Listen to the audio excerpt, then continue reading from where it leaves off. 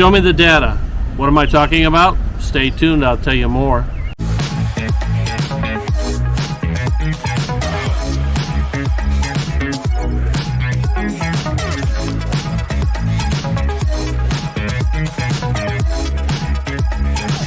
Hi everyone, welcome to another edition of Out and Around with Mike 2023 style. My name is Mike Rennick. I am your host for this video, and what I'm talking about is Sarasota has still got a long ways to go to be the roundabout capital of the United States. We think there's a whole lot of roundabouts here. There's more coming.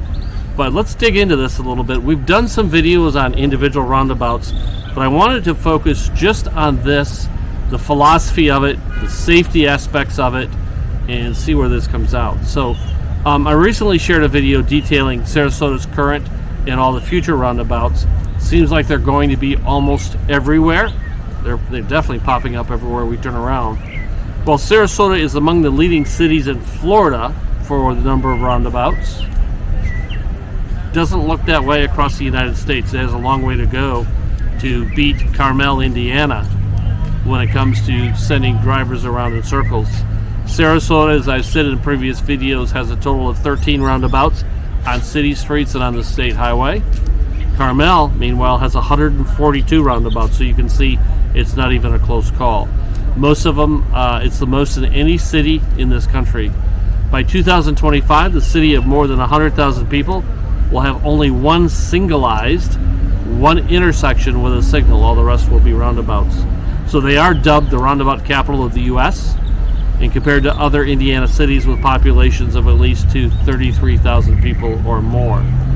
In 2020, Carmel had the fewest personal injury accidents in the state at 0.15%. That's less than 1%, 0.15% of the population. According to the Insurance Institute for Highway Safety, Carmel has reduced by about 80% the number of injuries of all accidents, and overall accidents by about 40%. According to the Institute for Highway Safety, the IIHS, roundabouts in their mind are a safer alternative to traffic signals and stop signs.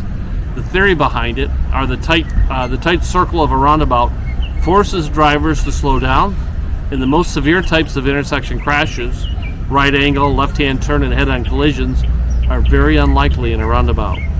Roundabouts improve traffic flow and are better for the environment. Why do I say that? Well, research has shown that because of the way cars move through it faster, you have less emissions for automobiles that are idling. So, and also less fuel consumption because of that. So roundabouts generally are safer for pedestrians who walk on sidewalks around the perimeter and cross only in front of traffic going one way instead of two ways. Crossing distances are relatively short and traffic speeds are slower, as I've said before, than traditional intersections. So roundabouts are found throughout Europe and Australia, and the first modern roundabout in the U.S., they were built in Nevada in 1990. So they have been gaining popularity here in the U.S. ever since then. Some states, such as New York and Virginia, are adopting the roundabout first policies that require a roundabout be considered as a preferred alternative for any newer upgraded intersections that they have. So the IIHS research further found studies of intersections in the United States converted from traffic signals or stop signs to roundabouts greatly improved every measure that you can think of. One of them is they reduced injury crashes 72 to 80% and reductions in all crashes 35 to 47%.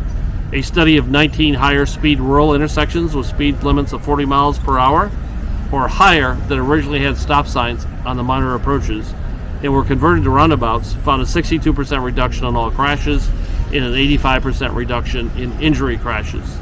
Studies of intersections in Europe and Australia that were converted to roundabouts have reported 25 to 87% reductions in injury crashes and 36 to 61% of reductions in all crashes. It's estimated that converting 10% of signalized intersections in the United States to roundabouts would have prevented approximately 51,000 crashes in 2018 alone. So, including 231 fatal crashes and 34,000 injury crashes. So it looks like they're here to stay. The data is in. Everything indicates that this is a safer way. One thing I will say from an opinion perspective is we need to learn how to maneuver through them a little better. we're just kind of thrown into the fray, and that creates some challenges.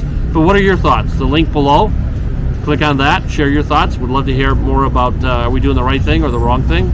If I can be of any help, my name is Mike Rennick. My direct cell is 941-400-8735. Thanks for watching.